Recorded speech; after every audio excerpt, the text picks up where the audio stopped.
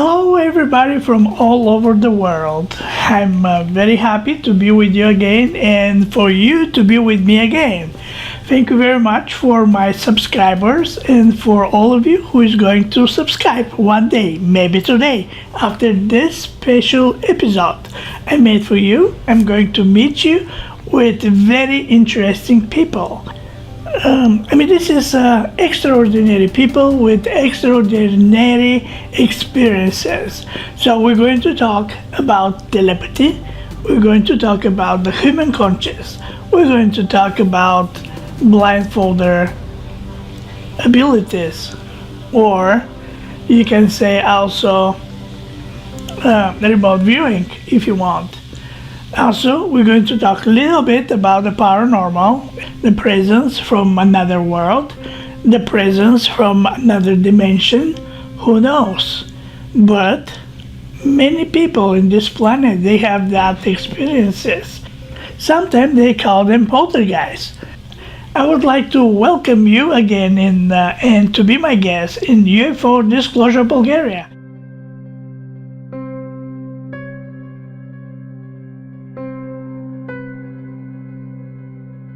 My name's Wendy Gallant. I live in Bayfield, Ontario, Canada, right on the shores of Lake Huron, where there's known to be all kinds of sightings here. Mine started 4 years ago. I started seeing stuff out over the lake, and I started experiencing paranormal stuff at the same time, and that's when I met Rob. And thank heavens, because I didn't know what was happening to me, and I was actually reporting what I was seeing and what was happening, and he was kind of helping me get through all of that because I had no idea. Well, good morning, everybody in the United States, Canada, and every place else, Bulgaria. Good morning. I'm in the Sacramento area of California. I'm an ordained minister, did work civilly, like in police and ambulance work, but was always interested in the psychic abilities and also the UFO phenomena, just knowing since childhood that they're real. So I'm connected with ET Let's Talk and all the people that do CE5 around the world globally. Good morning. I'm from Canada, London, Ontario, Canada. And for me, it all started with two dramatic encounters with something in the sky when I was a kid. The first one was written up in the newspaper. Many hundreds of people saw it. It was during the big flap of 1966 through Michigan, although I live across the border in Canada, in Ontario, Canada. And that was very interesting. That got me started on my lifelong quest to trying to find out what this is all about. My name is Aman Berry. I am a paranormal investigator from the greater Seattle, Washington area, but I work all over the world remotely via Zoom, FaceTime chat, email. So yeah, my primary, I guess my thing is I help people feel safe in their houses, I guess is what it comes down to. And that takes a lot of forms, but I'm going to be putting on a paranormal workshop coming up probably within the month or at most in the next 2 months. So, you keep your eyes out for that, but I'll keep everyone informed. As you guys probably are aware, I see a lot of these phenomena. I see these as interconnected phenomena. And I think anytime that you're engaging in phenomena that are coming from parallel realities, there are some very common symptoms. And they include what I just heard Rob saying, which is types of camera failure, battery failure, orbs. We're seeing, I think some of this is really coming together. If you want, we can start our conversation about conscious, because conscious is something like basic and all this stuff, like connections like remote viewing or ability to see a presence of another dimensions. Okay, what do you think about conscious? How we can develop our conscious? I guess I have something to say on that. I was really interested with what you were saying, Wendy, about seeing blindfolded, because I don't know if you guys are familiar with this, but I study very traditional Chinese martial arts, Qigong, Tai Chi, other forms. And in those styles, we actually practice blindfolded. That's part of the advanced training, where we put a blindfold on and we have people point at us, and it's up to us to decide, when we're being pointed at from what direction. And we call that sensing drills, sensitivity drills. And I just found it really fascinating, the cross-disciplinary studies here, where something is, esoteric as Kung Fu goes to something more modern, like the science of seeing blindfolded. I guess the corollary that I've seen is we're changing our brainwave states. In each, we're moving to a more theta, more gamma frequency, and that allows us access to our unconscious mind, our higher dimensional faculties. And I think that is the, like you were saying, consciousness being the fundamental ground of being through which all these separate phenomena manifest. That's really my 2 cents on that. That's interesting. Maybe we can continue with this with Rob and Wendy. You both of you guys doing experiments with like this method with coloring the eyes, recognizing object colors. What else you can do with that? Well, really, it all seems to be all connected, Ivan. And, when you start down this road of practicing to see blindfolded, you can go down the road of many other of these abilities as well. And I know Wendy has experimented with spoon bending, and that really is just concentrating energy from her mind or her consciousness. I'm not sure. Maybe Wendy can speak to this in a minute, but she applies it to the spoon and literally the spoon bends. There's many other areas that you can get involved in.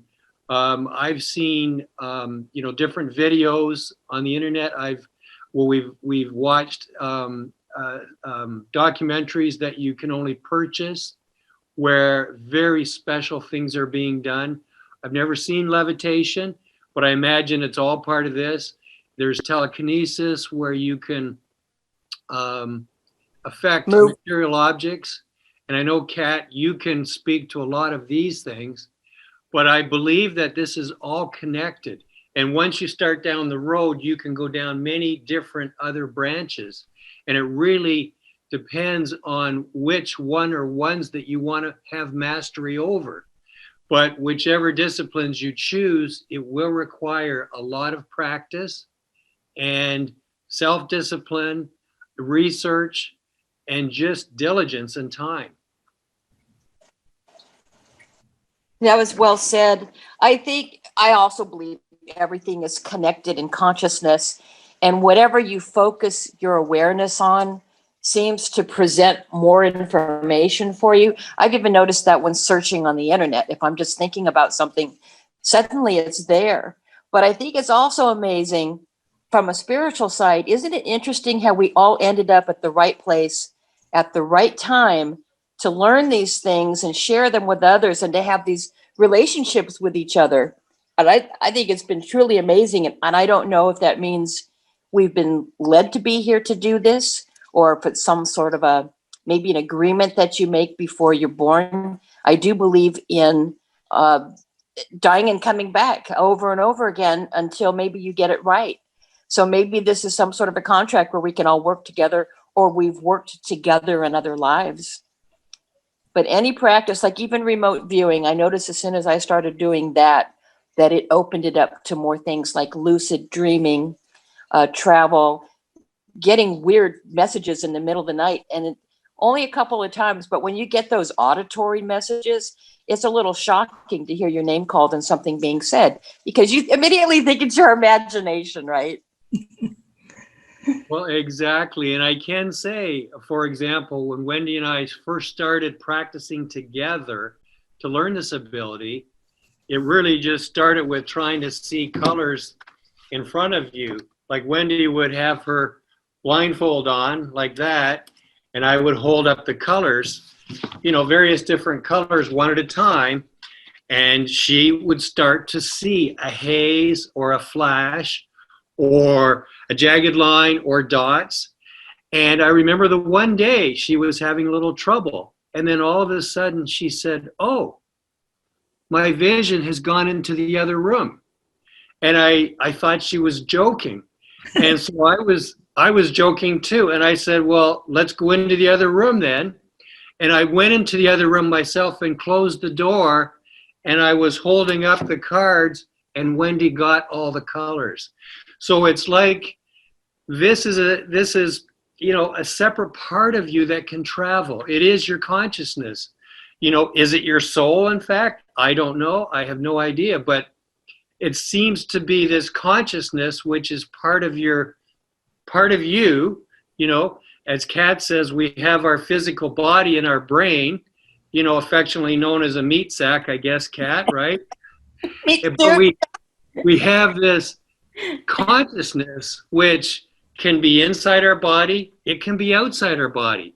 And in that one day, it was obvious that Wendy's consciousness went outside her body and went into the other room. And it was as if her vision could see from that point. And just a couple of weeks ago, we were practicing right here in this room, in one of these chairs here. And all of a sudden, I could see the fireplace over here. And it was like, wait a minute, it's not from the point of view of where my head is. And Wendy says, well, where are you seeing it from? I said, well, it looks like I'm viewing it from the footstool, like where my feet were. So it's almost like, kids think their moms have eyes in the back of their head. It felt like I had eyes in my feet, because where my feet were is where I saw the fireplace from, because I was looking up, and it was from the exact angle of the footstool. So my consciousness, whether it was just random or whether I was doing it somehow unconsciously, my consciousness was from the point of view of the footstool. And I viewed the fireplace here from the point of view of the footstool. So that is your consciousness moving around outside your body. I have a question for Wendy. Wendy, when you are able to see the object or something, you see like a picture in your mind, or you got message in your mind that this is whatever it is? Okay. Well, I was just going to go back to what Rob was saying about your consciousness going anywhere. And I think we mentioned this before, but my distinct memory is when we were practicing by Zoom or by Skype. We were using Skype, sorry. And Rob was asking me what colors he had. I had the mask on, and he was asking me what colors. But the thing that just blew me away is he said he directed me to his house. Then he told me to come up the stairs, go into his room that he was, and he said, I'm walking across the room to the window with a piece of paper in my hand. Tell me what color that is. What totally blew me away is I saw him walk across the room, and I saw him standing at the window with the piece of paper, and I said to him, is it orange? And he said, yes. Now, Rob records everything. And I asked him to play it back to me later, and I saw exactly what the recording showed. I saw him walking. It was the exact thing that I saw, and that was the first time that happened to me, and it actually just kind of blew my mind. But I started out years ago, and we went to training, and I didn't see anything. It was funny. I actually got told I wouldn't be able to because of my age and other factors. So I only saw, finally, one night we were sitting in a B&B, and Liz was practicing with Rob, and I was in a rocking chair listening to him. And I had my mask on, and I was just relaxing, rocking in the chair. And Marcus came over, threw a colored sheet of paper on my lap and said, what color is that? And I immediately got a flash, and I said, pink. And he said, yes. And so that's what started me. And I'm finding with our age, it's a gradual thing. As we keep training, we're seeing more and more. We went from colors to cups, distinguishing where the colors are, where the cups are, and then we moved on to shapes and letters and stuff. And so it's a progressive thing, and you have to train and train and train in order to, at our age, kids get it right away. So yeah. So my understanding is, looks like you make kind of connection with Rob, and you see through his eyes. I've never seen things through his eyes. No, I never have. Oh, okay. I've always seen it for myself. I don't think you have. Have you, Rob? No, it's really just when Wendy and I are training, the one person, like for example, if she's training me and I wear the mask and I close my eyes behind the mask, so I get used to the dark. And Wendy will take me through various relaxation exercises, breathing exercises. It's really to slow the mind, the emotions, and the body, slow it all down and relax it. We're so much into our left brain, our intellectual, reasoning, logical side, and that's not where this exists. This seems to exist in the right brain, on the creative side. So Wendy will take me through all these exercises, get me very relaxed, and it's really guiding me to allow myself to get relaxed and just letting go and being a passive observer. Just let it happen. Feeling safe. And sometimes I will actually pass into the hypnagogic state between being fully awake and sleeping. Pardon me. And when I'm in that state, it really happens big time. But quite often you're either fully conscious or fully asleep, right? But anyway, when she gets me relaxed, then she will hold up colors. She will hold up symbols one at a time. And she doesn't even have to see them herself. Okay, she can grab them randomly and just hold them up, and I will see it. Now, for me, it's not so much exactly real time. For example, if she holds that up, maybe in 3 or 4 seconds, I will get like a snapshot of a square, and Wendy will say, is it open or closed? And I say, it's open, it's an open square. And she will even have me, she'll hold up a card and she'll point at a symbol. And she said, look where my finger is. And I will see part or all of that 0. Now, sometimes for me, it's opening in real time, but it's just very brief moments. And I'm going to now pass it over to Wendy, because just the other night, Wendy had a huge breakthrough. And I was very excited about what she described. Mm-hmm. And Wendy, maybe you can tell everybody after 3 years what you've had happen.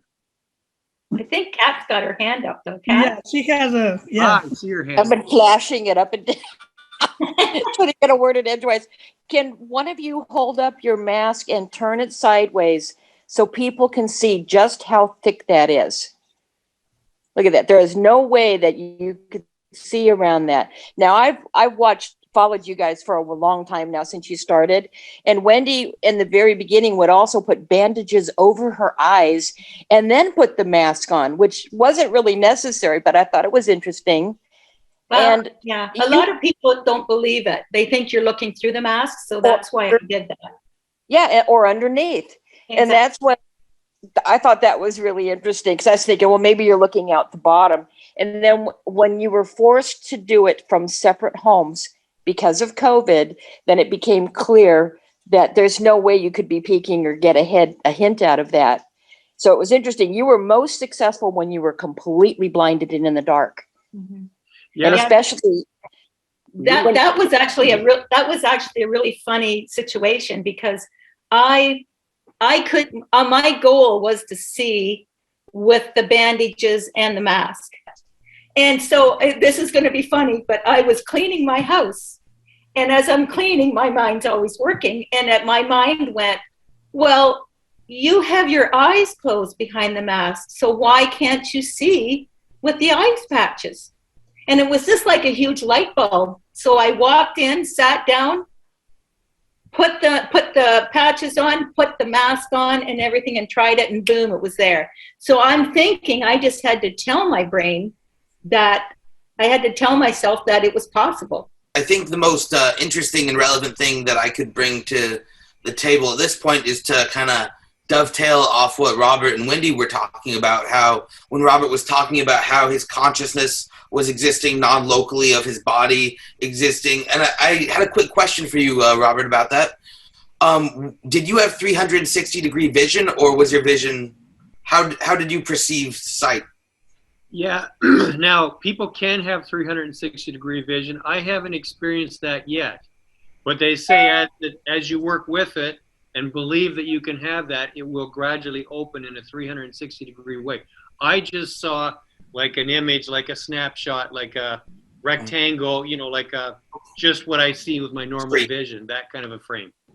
Awesome. And all of this ties directly into my work as a paranormal investigator. I don't usually talk publicly about the more advanced applications of the methodologies, but sometimes it is required to assist somebody with what I call a distance clearing, where they're having some unwanted unpleasantness happening in their house. It's not a paranormal investigation seminar today, but they're having something happen that they don't want. They want to raise their vibrations. So I guess this all translates to my technique of when I'm on the phone or on a video chat with someone and I go into a deeply meditative state, I don't usually talk about this, I can project my awareness into that haunted location, and I can change the vibrations remotely. And it's very similar to what you guys are talking about in how, you know, your consciousness isn't necessarily at the same height that your body is. So you can perceive things in the house. If you get good at it, you can perceive unseen spirits, but that's a whole different conversation. But it's all that same mechanism of non-local reality. This ties into like if someone's, I can't really talk too much about this, but I've done some law enforcement style applications of this work, and it all comes to the same mechanism of our minds are non-local, like radios, non-local transducers, and we're an electromagnetic battery. So we have these natural abilities to tune in to different frequencies, and if we can relax our mind, relax our body, and get in alignment with the mechanisms required to do this, yeah, I've had similar experiences myself. Kat? I'm going to throw this to Aman, but it's related to something that Rob was saying about your perception of where you were viewing from, like when you were seeing from your feet. Now, you have all heard of the Merkabah, the light spirit body. Well, this is like traveling. When you raise your frequency enough, your consciousness can travel.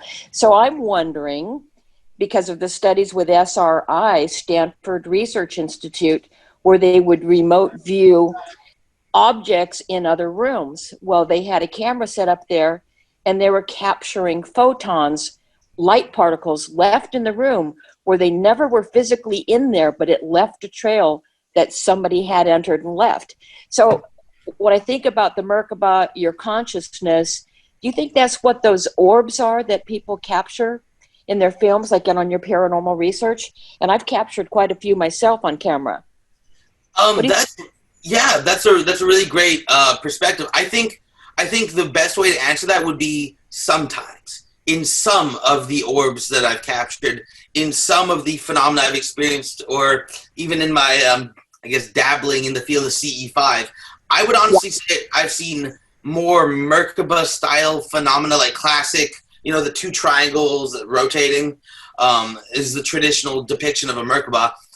I guess if I'm being honest, I've seen more of that high vibrational, high intensity phenomena in my CE5 explorations.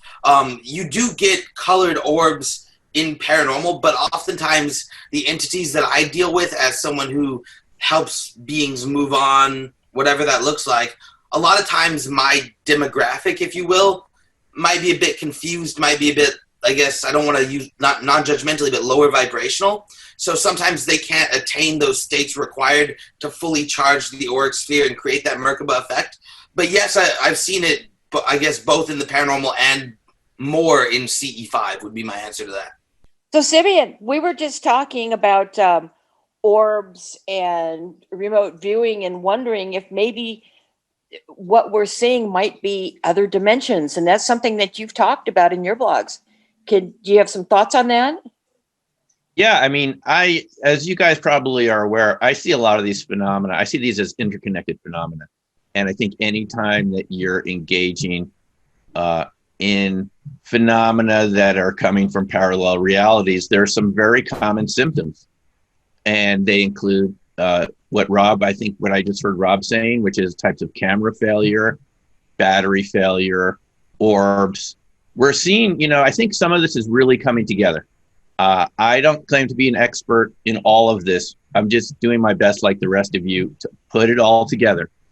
I started out in RV, spoke to UFO witnesses, crop circles, and now I'm looking into Bigfoot encounters.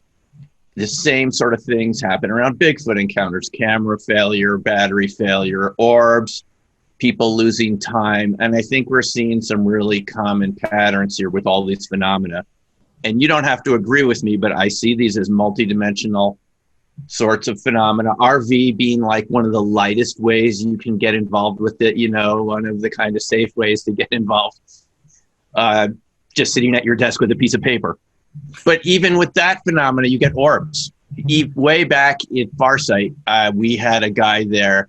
I called him Bob in my book, Opening Minds, that reported an orb coming into the room while he was viewing a Martian target that we had been given by Courtney to look at. And so even way back then in 96, the orbs, something I never heard about before. Honestly, folks, I just had come out of graduate school. Way back, people were reporting these orbs while they're doing their sessions. So I just think there are a lot of commonalities here, Kat. And I think that when you start getting bleed through from other parallel realities, it just messes around with our electronics and our normal sense of reality. And I'm beginning to think what we call reality is really just like 1% of what's out there. And some of us venture a little farther, be it UFOs or Bigfoot or whatever you're looking at, crop circles.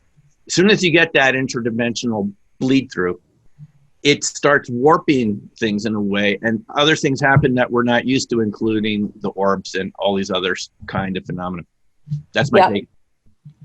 Yeah. Thank you. And we didn't get to give you a proper introduction, so I'm going to say, this is Dr. Simeon Hein, and you're up in, is it Colorado? Boulder, yeah, Boulder. In fact, Aman came to one of my classes once. Hey, Aman, how's it going? He was there with Buddy at one of my intro classes before COVID when we did live, right? We did live classes. Man, and the stuff I took away, highly recommend this man's classes, highly endorse for any of you considering learning. He even has an online program, and I know I'm giving you a plug right now, but it's really good stuff.